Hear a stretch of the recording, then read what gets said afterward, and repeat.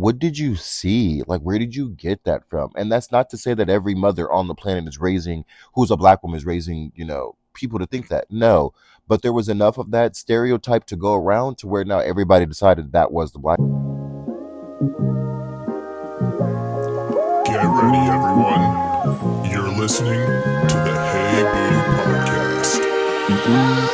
I like that with the chemistry, yeah. And when you vibe back, we can remedy that. I'm into energy and telling the facts, tenderize my tendencies. Oops, they better be back, so relax. I'm on the track, this right is my home. I never ask, so you feel my tone. You been alone, oh no, we go again. And you said that we were only friends. Oh, back and better than ever, huh? Girl, I feel like I'm in a fucking time capsule or something like that. From like recording to when you guys see it to all the things that have happened in the world. Do you know that nigga Donnie D? That the Dawn Master, head of the Dons? Head game implied for sure. Giving Bubba, not the shrimp owner, sloppity toppity? Huh? Yeah, girl, it's a crazy world we live in for sure, for sure, for sure, for sure, for sure. So, but I guess we're fucking here now. You know what I'm saying? It's the end of the week. It's a fun time. It's starting to get cooler here in Arizona, so I can finally wear long sleeves outside of my 69-degree apartment. So that's cool. But yeah, no, it's a super fun time. I know obviously I don't look clearly the same as I did last week or the beginning of this week. Girl, I don't even know days, times, or hours. I just know it makes sense because I'm making dollars. Eat that one down. But yeah, no, for the viewers who can't actually see me, yeah, last week I had a hat on. This week, there's like 6 colors in my hair and an alien in the back of my skull. So take that as you will. But no, I fucking look awesome and my eyebrows are dyed now. So it's a fun time. As I was mentioning in the end of last season, I have now entered my modeling kind of era situation. So I'm a hair model right now. Got this uber cool gig with this one of the most talented stylists, not the most talented stylist that I know on the planet. And I don't know very many, but the ones that I've seen don't do anything like they do. So yeah, no, but Lucy's fucking amazing. We've also grown like a kinship. I feel like your stylist, your nail tech, and then like your barber, and then your bartender. Those are your, you know what I'm saying? Them your buttholes right there. The left lip to the right lip. You feel me? Whole coochie all together. But yeah, no, it's a grand time. I got to sit in a chair and hair model at a showcase that she was invited to. You know what I'm saying? So that was super cool. Shout out to Beam City Hair Festival for having us out.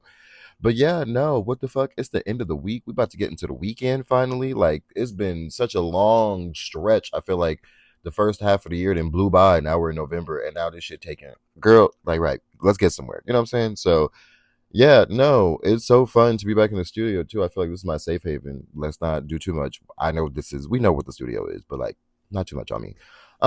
But yeah, what the fuck? Welcome to the Hey Boo podcast. That's what I'm saying. Yeah, I am your spectacular host, BooBoo, and we have a very, very cool episode getting into season 2. I felt like last season it was a gander. You know what I'm saying? We was just a little frolic. These days we walk a serious, we strutting. You know what I'm saying? So it's a lot more cohesive this time around, and I'm having a lot more fun, learning these things. But yeah, no, I feel like this time around we have so much more positivity and things going on. I got small feedback, but feedback nonetheless on how we get to the fun areas. And so when I do get to the segment of the what is that? The Is It Lazy Writing? That's going to be super fun, and I will very much enjoy kind of building that traction with you guys and getting more of those questions because I feel like you guys are going to have a lot of feedback in that. So we'll cross that bridge when we go there. You know what I'm saying? No London. But yeah, no, getting into episode 2. So we're gonna kind of break this up into kind of like a Twilight part 2, part 1 situation. You know what I'm saying? Not necessarily like a TikTok story where you have to go to part 2, but more like 2 halves that make a whole. You know what I'm saying? Break it up like the end of Harry Potter or whatever. But essentially they kind of go hand in hand, more synonyms than anything, but they are separate by, separate things. And so I kind of mentioned a lot of last season my experience with my own close family, not my my immediate blood family and stuff. And so a lot of it kind of, you know what I'm saying? Not too much, a little bit of a little scarce, but it happened. We're here now. I'm bigger, better than ever. My character development does go brazy now because of it. And so it is cool, or it's fascinating to kind of be able to third person look back on my family experience and then be able to like point stuff out. Not that I'm a doctor or have any like degree, but being able to know what certain things are and put a face to a name and then just be like, I see why that happened, but I also wish it didn't happen that way. But we're here now. We grow from it, you know? And so like when it comes to toxic families and then toxicity just within families and then like generational norms, and I put air quotes in front of that, but like more like generational curses more than anything. And so it's all these really shitty cycles and these really like shitty things that especially being black and you know in the queer space, the stereotypes of a lot of this stuff, you know, I'm gonna kind of touch on, which is gonna ruffle the feathers. So get your bowl ready because I'm gonna stir the fucking pot today.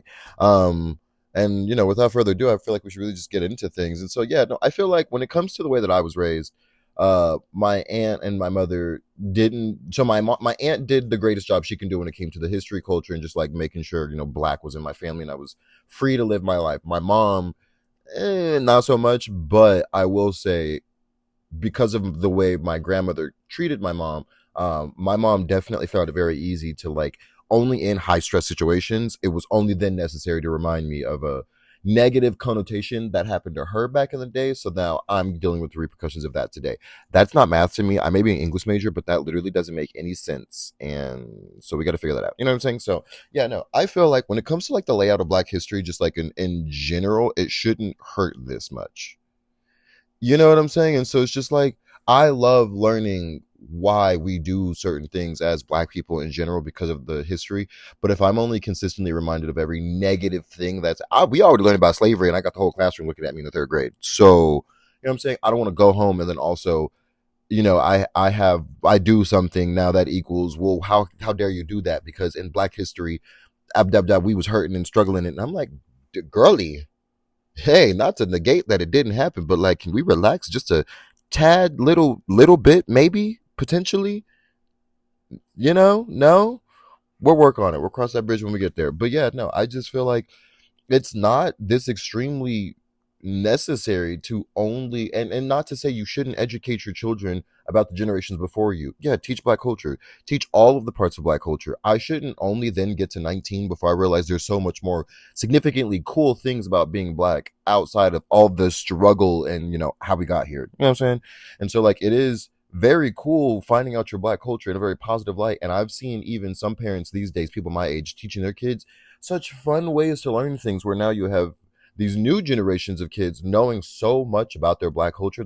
I see young children wearing waist beads, boho braids, and all these things culturally, you know, Kanekalon braids and all. And I'm like, eat, yes, eat down, correct.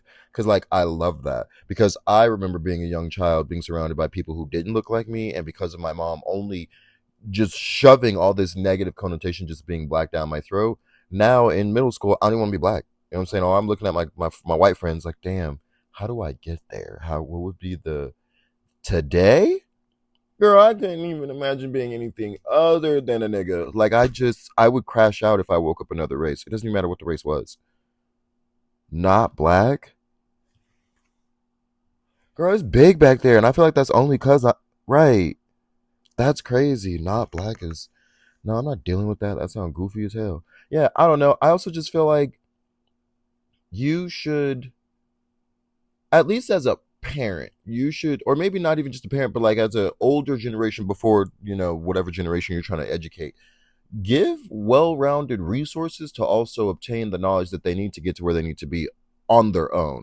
You know what I'm saying? I feel like knowledge is, it's not subjective necessarily, but it should definitely be taught on a receptive level where it makes sense. You shouldn't just like shove all these very radical informational things down a child's throat, things that they can't even process one way or another, but this is what you're deciding to do when it comes to communication. That needs to be worked on. You know what I'm saying? And so like I feel like if we're gonna do black history, it should always be like a proud thing that we teach cohesively, but also teach on a more positive light. Tell the hard parts.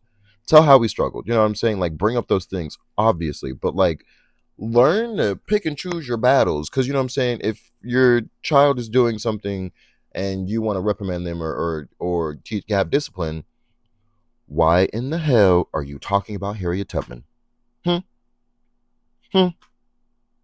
Harriet Tubman doesn't even know what Wi-Fi is. Right. Okay. So I don't know. I feel like there's other ways to go about other methods of communication with other people. And you're picking up what I'm putting down. So yeah, I don't know. I just feel like it's definitely something we should definitely try to work on. Not to mention when it does come to Black history, and I without me sounding like the rest of them, history cannot be changed, duh, but it can be repeated. So if that's the case, then that also means on the other end, if we already know what happened, why not do something to change it? Which I'm starting to notice tons of these days. You know what I'm saying? I love watching uh, more queer Black parents raise children. Not specifically queer Black parents, but letting that be such a. It's more normal today than it was back in the day, but still having that culture in your home. I love seeing just all these things that I feel like we would have never seen before, whether she won or not. Kamala Harris ran for president, and she was basically like one hair off a pussy from winning. So I feel like that's closer than we've ever been to anything. And then let's not forget Miss the Rock, heavyweight champion. You know what I'm saying? Michelle motherfucking Obama. Put some respect on that. Yeah, on her name. That girl could rule the whole planet. It's like her and Beyonce basically. What the fuck? Why can't you know what I'm saying? Like, if that's the rules and that's the things that we're going by, I feel like that should just be more of the methods of. And so it is cool to see the progress that we are making as a whole, but there are still tons of things holding us back also, and it's only because of the lack of information and lack of resources. And so if we're not doing what we can to educate in a positive way or actually get you somewhere to where you need to be, then it almost doesn't matter. You're backpedaling. We're recycling the negative history. You know what I'm saying? You're not really getting to where you need to be.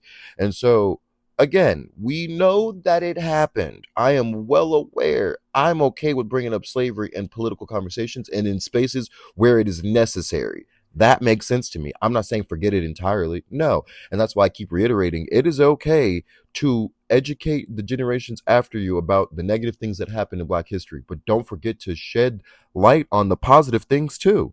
You know what I'm saying? There has to be like an even playing field and like kind of a gray area in all of those things, all cohesively together. You know what I'm saying? And so like don't make it any more difficult than it has to be. And so then, with that, just make sure that, you acknowledge the history. Cool. Move on. Let's talk about other things or be the change that we need to be as a whole to get to other places. Cause like I can't I wasn't there. I wasn't back there. That's not my history.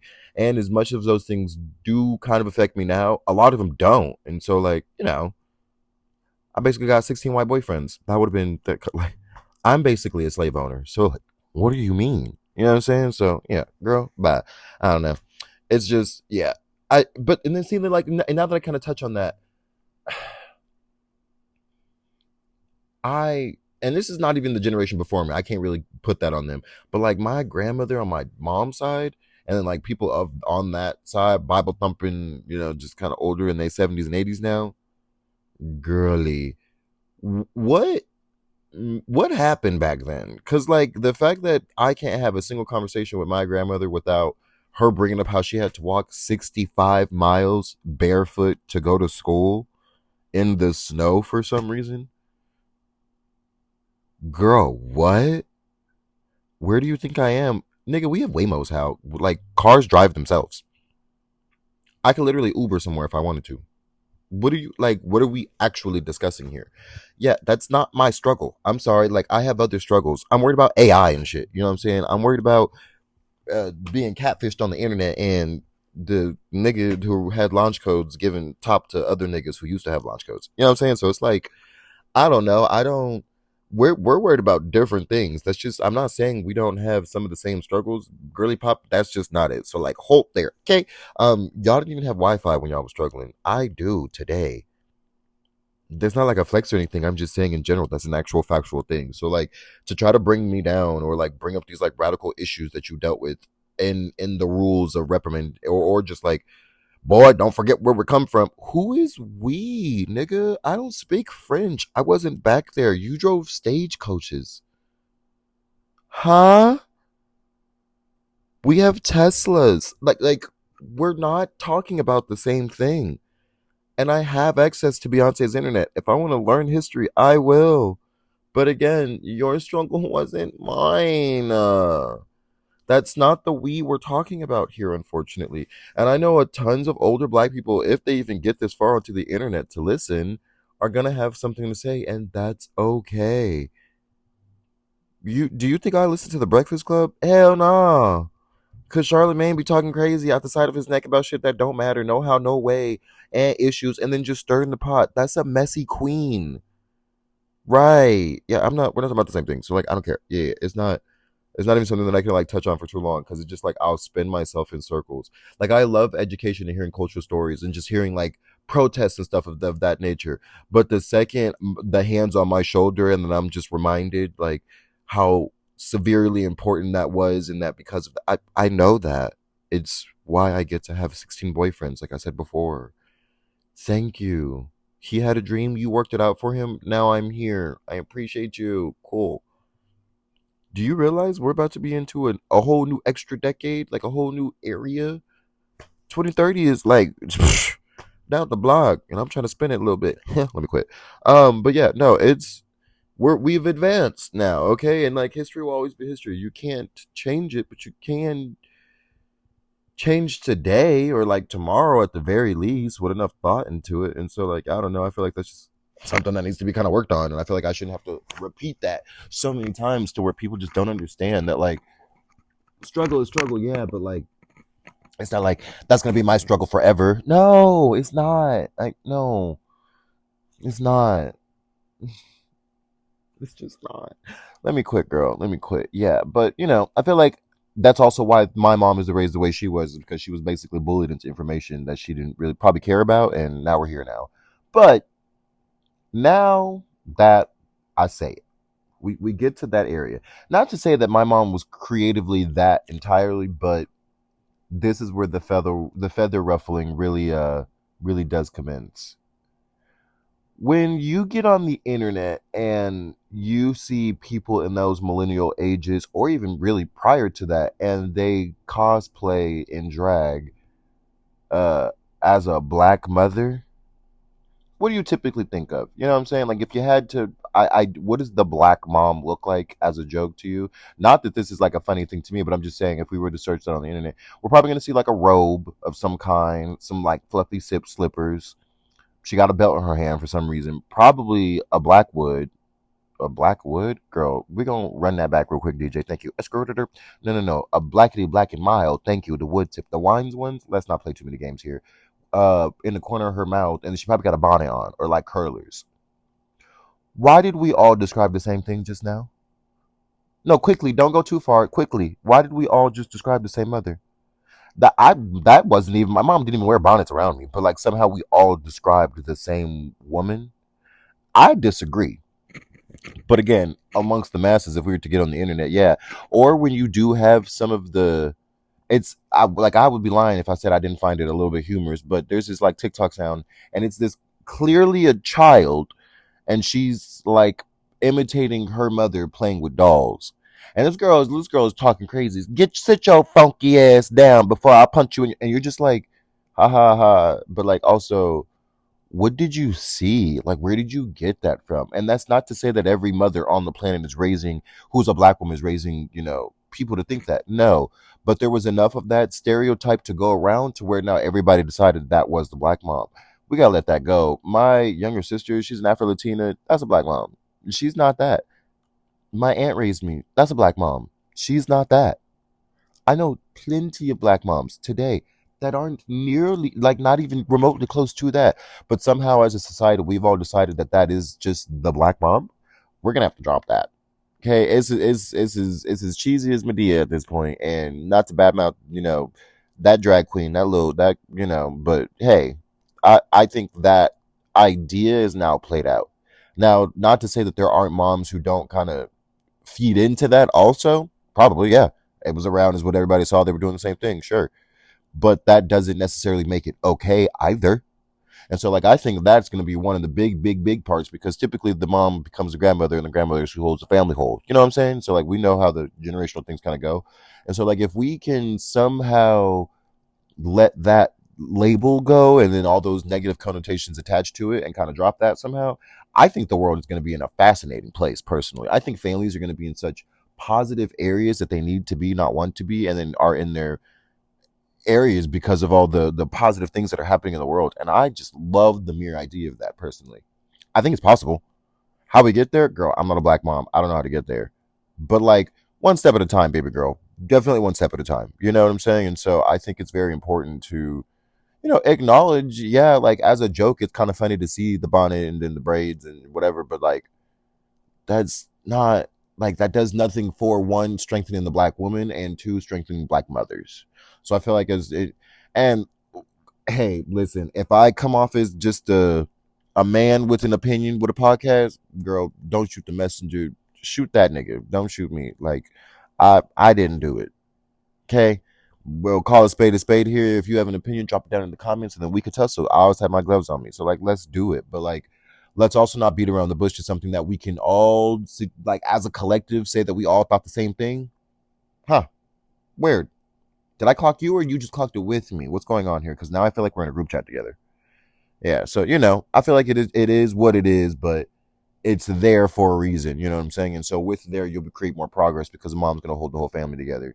If you have that mom in a more positive light who can do all the things that need to be done, not just under the bare minimum, but then it makes it a little bit easier to cohesively run an entire positive family.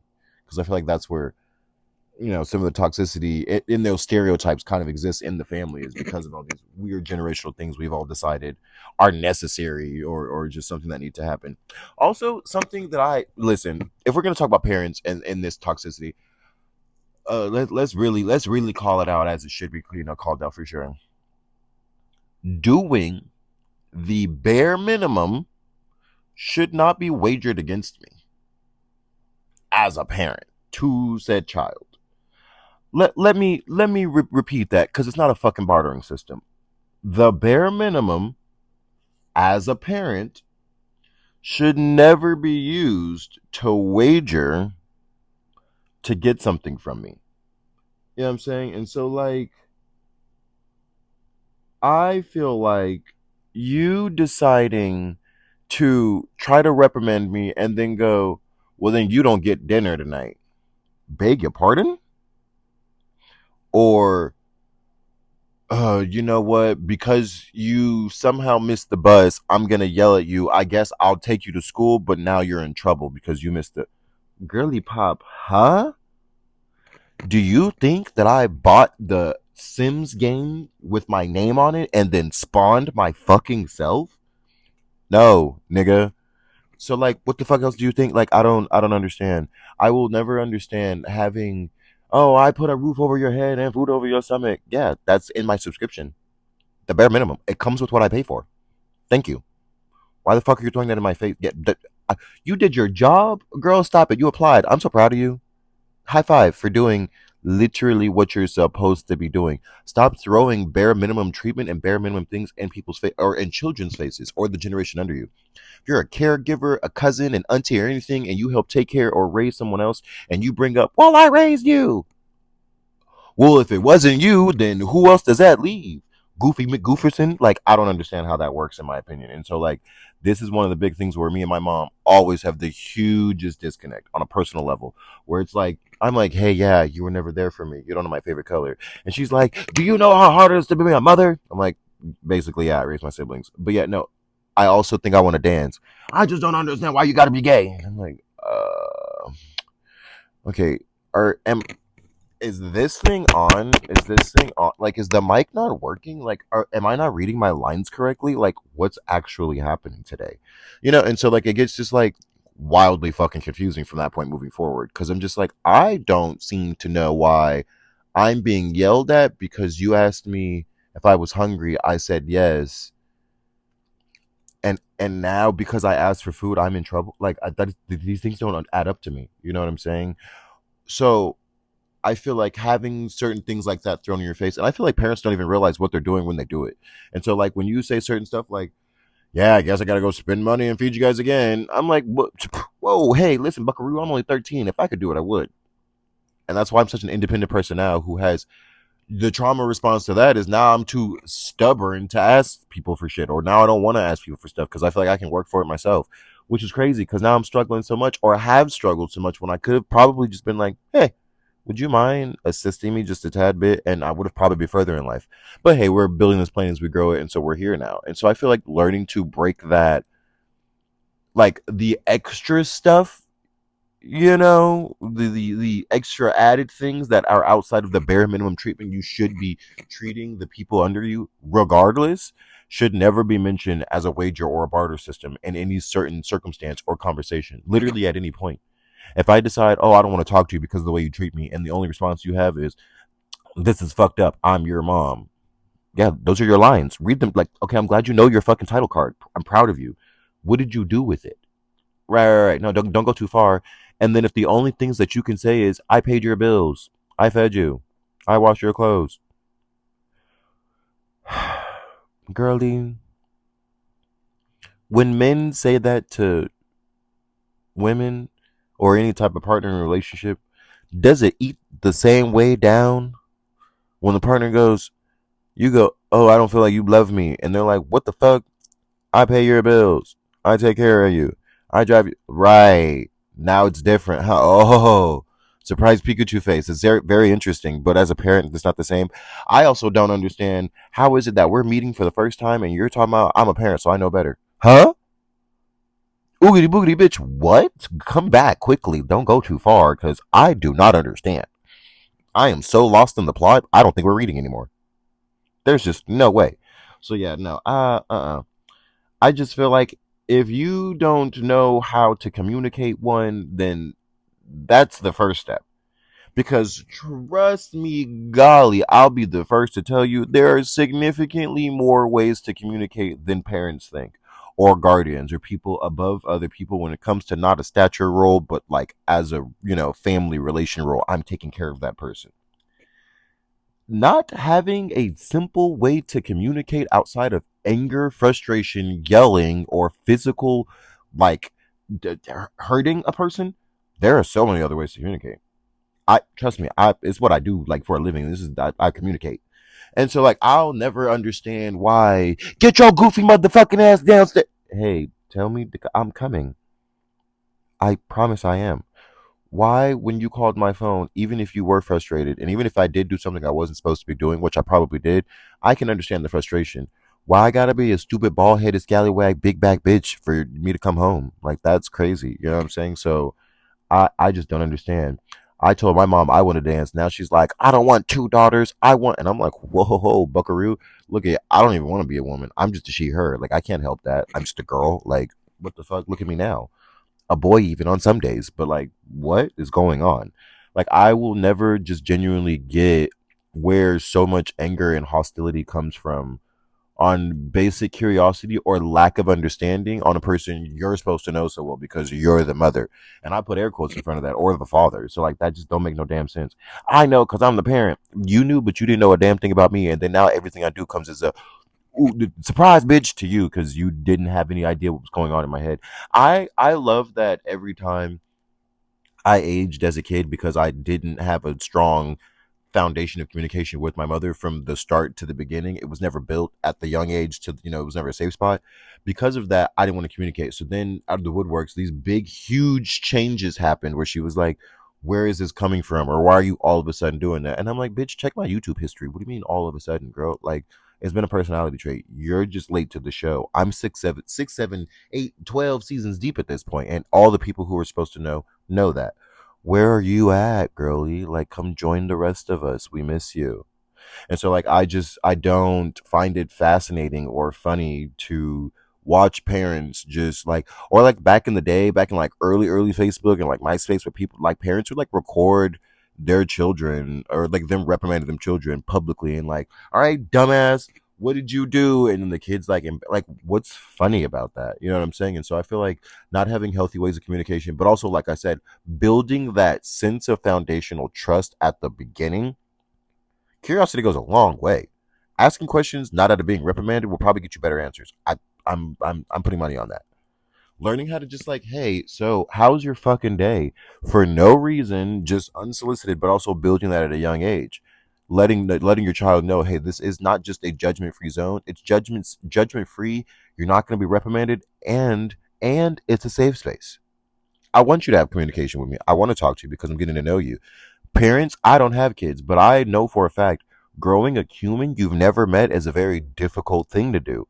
Just because you are the parent, you may know more when it comes to basic human like foundation, like the basic stuff that makes you just a be nice, be kind, no certain like that basic stuff. Duh. But outside of that, now this human and you as a parent growing this human and getting to know them together, that's the part that's missing. That's the disconnect. You have to understand they're also getting to grow up and become a person developing at the same time that you're also getting to know them. Neither one of you know anything about the person. And if you don't grow this sense of foundational, like safe space of learning that communication and dialogue at a early point in the child's life, and nothing else matters. There is nothing else because now they don't want to talk to you. Now you're like, yeah, they have a stay out sign on their door at 16, have grunge makeup, and they're playing intense music, and now we never talk. What happened? Your kid sounds like they're scared of you. Work on it, girly pop. You sound like the problem. Like, that just doesn't make any sense to me.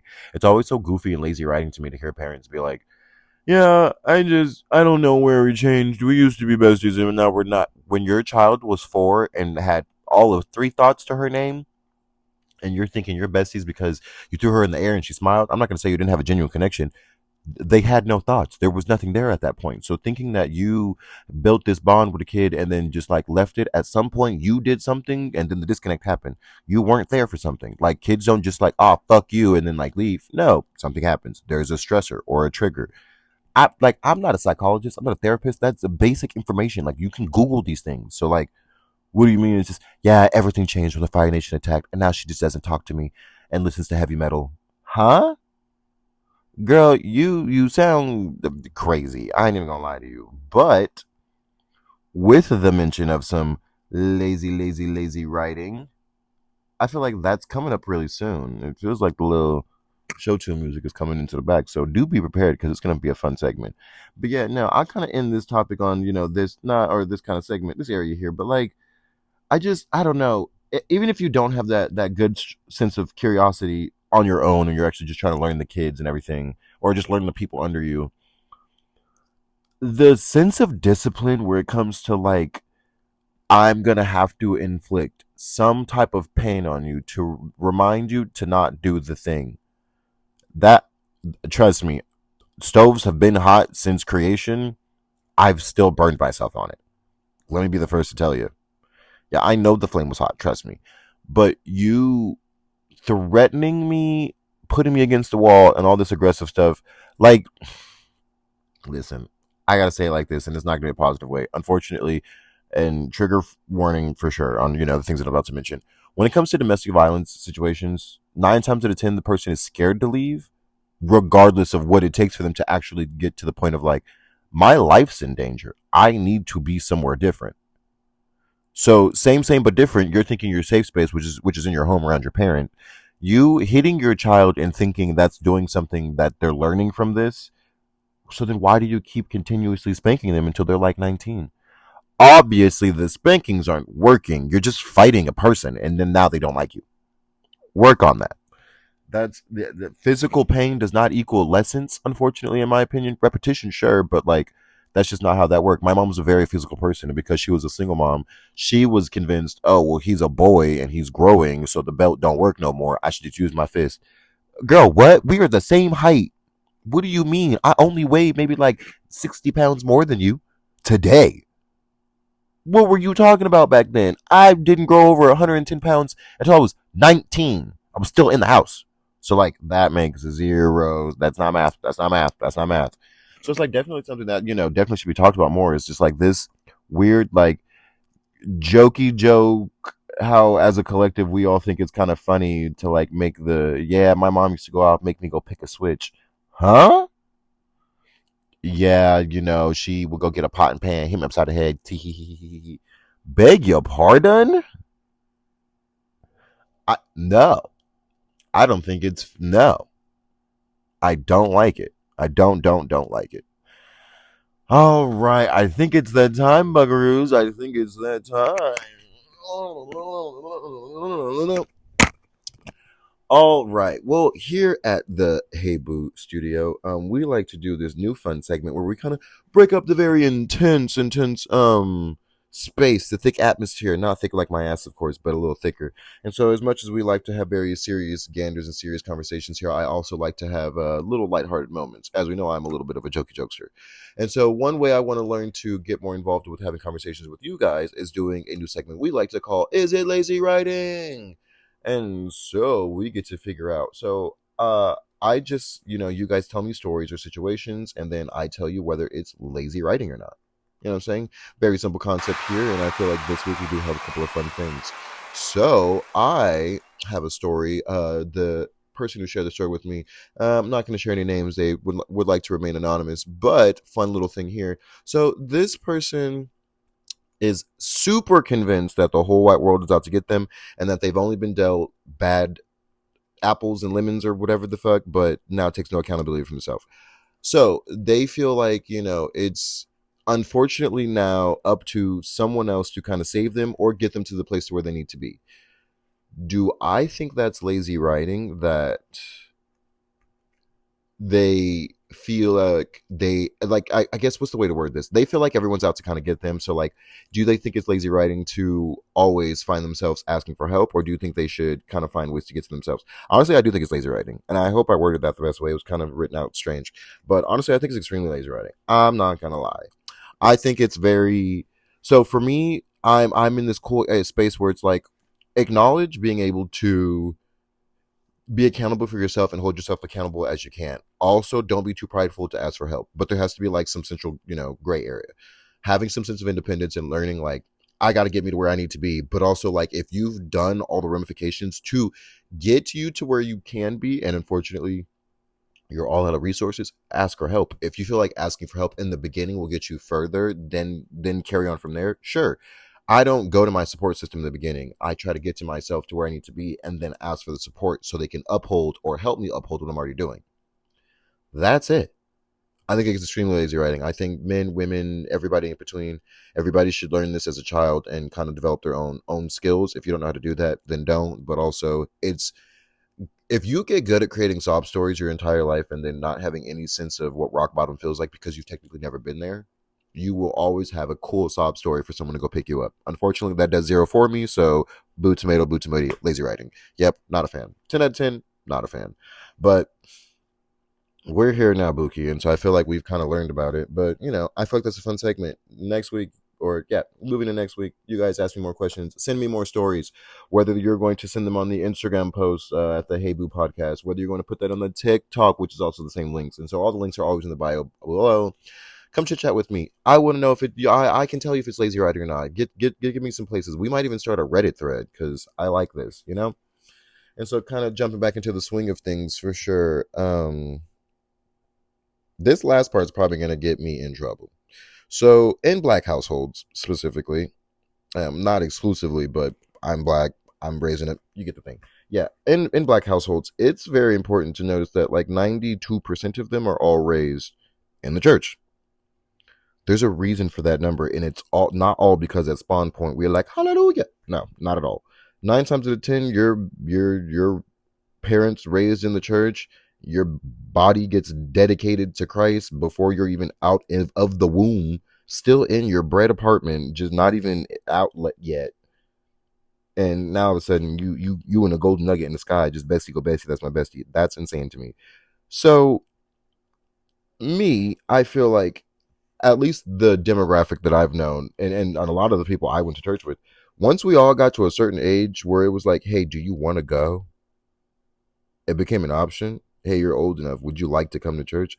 No, I don't. Don't get me wrong. The outfits eat down and the music goes brazy. I'll be in there eating down. I'll be in the class. We raise our hands in the change.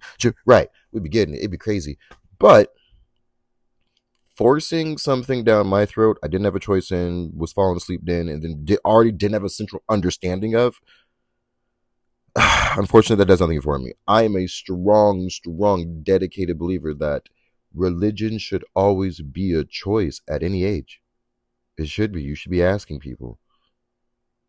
If you're not going to give the actual education on what religion is, organized religion at that, and you got to see it the way that it is, it's a giant book club, and so then if you're not, showing face value to like what it is that you believe in, you as an adult, if you continue to believe in these things because you want to believe in those things, that's perfectly fine. Shoving that now down an innocent child's throat simply because it's in your household is asinine.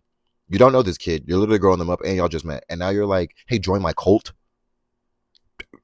Right? Sounds crazy when you say it like that, huh? Yeah, and so like definitely work on that because I don't think that's one fair, and I just don't. Yeah, I'll never forget the day my auntie came in my room. I was already getting dressed. She talking about some, oh, I didn't know you were going. You didn't know who was going where. Next week, now I'm not dressed. I'm in the room playing Xbox. She come in. You staying here today? I said, yeah. She said, I'll see you later, and then dipped out. I have a choice. You will never see me back in that hole again. I just found out you can listen to Kurt Franklin and Ty Tribbett on Spotify. Why would I go back to the church? I can dress like that and go to the club. I've everything I liked. I found I'd like to dance. I'm a dance coach. All the parts in church I enjoyed, I now do in the rest of the world and getting paid for it. Why would I go back there? I'm not about to be yelled at by no sweaty black man on the top of the pulpit, sweating, reading, and yelling about one specific line or a little chapter in a man-made 4th edition book. What I look like? Huh? Don't even get me started on the way some of these hoes not to mention why is the pastor driving a Bentley? What does that man do for a living? I don't have a Bentley. How did he get one? But you asked me for money. I to this day will never forget getting on Beyonce's good God internet. What was it, Marvin Sapp? I think it was. That nigga locked the doors and told them to pay offering. Get the ushers. Tell them to lock the doors. Huh? On dead homies, lock what doors, brother? Who is you speaking to? Because I don't even get down like that. What did you talk? What? Kurt Franklin, that sister Kurt Franklin at that. Don't get me wrong. He may be super musically up there, but that's it. He wear tighter jeans than my fishnets are. Let's not even play no games. Brother that's one of the girls, if I've ever seen one of the girls. And so like I love the mixed blend of adding cool, today hip hop to gospel music and then still keeping the gospel parts of it, not soulful parts. I enjoy that. But then you see some of these pastors and you're like, oh no. And then wasn't there like a whole TV show about like not corrupt, but like pastors cheating and in reality and stuff like that? Like what is the plot at this point? Like what is actually going on? Sunday's Best was a game show. There's money involved. Like there's all these things where I'm like, girl, this is all about the book. I want to know what chapter where can we find these things? Not to even mention that book, 5th edition, let's not forget. Girl, that motherfucker metal as hell. No, for real. It's like an M. Night Shyamalan movie. It is insane. I'm just like, oh my God, this is like dubstep. Like that book is crazy. No, I ain't even gonna hold you. That book is mad wild. I was in there a few times. I gandered through a couple of pages. I'm an English major. Y'all was in the first season, but yeah, that I'm listen. That book do go crazy. I'll tell you. Yeah, we gotta get off the religion topic. I'll sit here. I'll have these Bible thumpers in my comments forever. But no publicity. Any publicity is always publicity. No, there is no such thing as bad publicity in my eyes, because now you know my name. But yeah, no, I don't know. I feel like when you interfere with something, if it's supposed to be important, then it will be important. But it can also have long-term effects on, the ones under you. And so like raising your child a specific way outside of religion or with it, you got to realize if you shove something down if you shove something down like a throat religiously, being like, this is a way of thinking, you should do it, absolute, I'm not going to do it. That's why I have a defiance issue now. People will tell me don't press a button because it'll harm me. And my brain, that intrusive thought, girly pop, it's not even one devil and an angel. There's 2 on my shoulder and they're all agreeing, like, just do it. And I might just work for Nike that day and I might do it. So, girl, who fucking knows? So like, I can't even, like I can't, you can't do that. Like, I feel like if you don't educate kids and you don't give them options their entire life on anything that they want to do, as long as you're giving the all around education on the matter, Like you're just a liar, and you're literally raising a cult member in your cult with your last name.